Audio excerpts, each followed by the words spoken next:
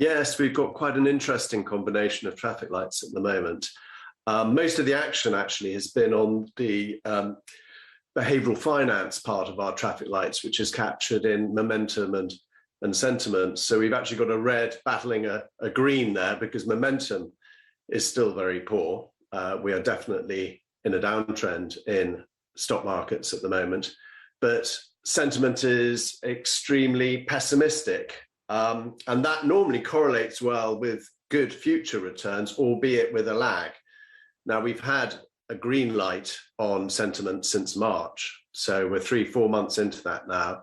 If we assume a lag of 3 to 6 months before it kicks in, then we're approaching the drop zone for market sentiment to turn. But we do still have this negative momentum to battle. So we'll be analysing yesterday's market moves very closely today to see whether there are straws in the wind in this turnaround we saw, whether there are straws in the wind to suggest that maybe that downward momentum is dissipating, and what these performance drivers are telling us with this big rally in NASDAQ. We'll be watching that carefully, because if we do get signs of that, then that would encourage us to think that we're due a swing in sentiment away from this extreme pessimism. But you'll probably have noticed that the growth traffic light is still on green, which is quite surprising, but the leading indicators are still showing that actually recession is not yet the most likely outcome in the US, according to the lead indicators we track, even though the markets have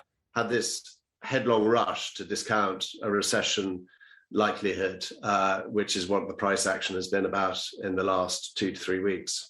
Chris, can I pick up on that point? Because we did have the inversion of the yield curve, which some see as has a signalling function for markets around a recession. Does that worry you then if sentiment is a little bit split around the extent of a downturn in the United States, whether it does tip negative? Does that mean if we do get the worst case scenario and we do see a recession, that there's still catch up to be had on markets? Yes, well, you know, if the yield curve inversion has a very reliable track record, as you'll be aware, in terms of predicting recessions, but it also has a track record of giving false signals as well. So it's quite a head scratcher when one follows that. You ignore it at your peril.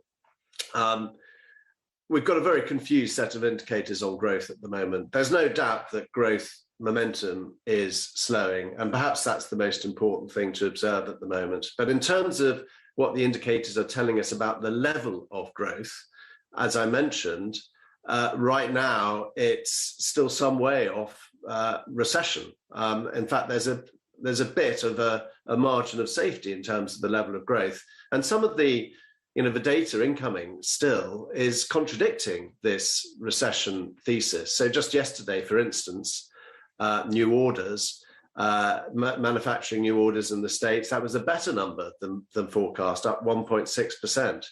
And we still had some upward revisions to last month's numbers. So factory orders are telling you that, but it's just one data point, and we don't put emphasis on one. We try and look at the totality, and what we're seeing is the level of growth is still okay. But yeah, we've got these warnings, and the momentum is in growth is negative too. So we have to take that into account. But what we're trying to do is get the market moves right. And the thing about markets, of course, is that they're forward-looking. And experience, in fact, tells you that you should buy the market just before the economy goes into recession. Another way of expressing that is to say that there's quite a strong link between, in terms of timing when to sort of go up in risk, it is that you should do it on the penultimate rise in interest rates. It's kind of pointing to the same thing. Markets look forward, and as you're just about to go into recession, which tends to lead the central banks to pivot from being hawkish to dovish on interest rates, that's your ideal point of entry from a stock market perspective. So I think those stars are gradually aligning to point towards a buying opportunity, although the precise timing of that, because of this red light on momentum, is somewhat tricky. But I feel that we are, we're getting pretty close to that point now. Hi, I'm Joanna Bersecci, and thank you for watching. You can check out more of our videos by clicking on the boxes on the screen. And don't forget to subscribe to our channel for more from CNBC International. Thank you for watching.